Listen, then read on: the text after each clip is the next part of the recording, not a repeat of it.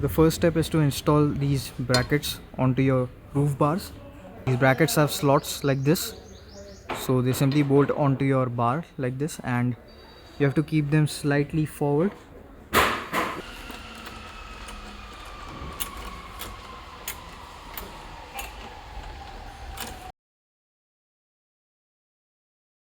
And after that, you have to fix the awning, bolt it onto these slots over here.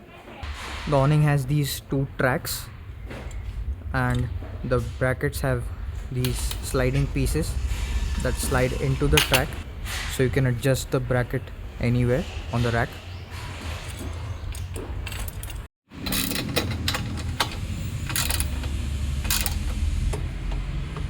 Bolts which fit into the bracket like this.